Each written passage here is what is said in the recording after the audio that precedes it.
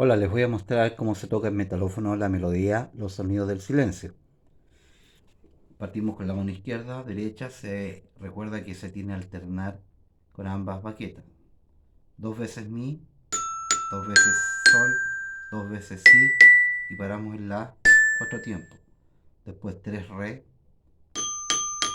dos fa sostenido, dos la, sol, cuatro tiempos.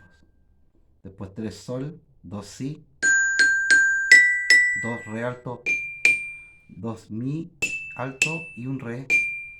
Después casi lo mismo, dos veces sol, dos veces si, dos veces re, dos veces mi, re, después sol, sol, mi fa sostenido, sol, agudo, fa sostenido, mi, re,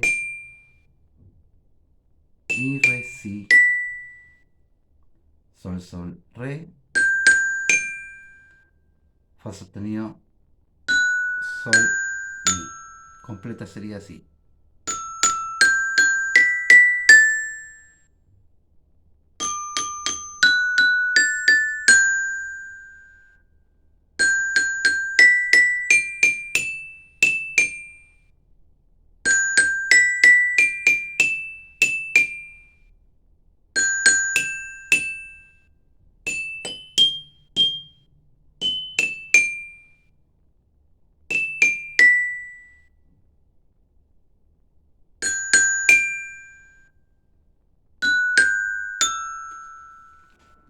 Adiós.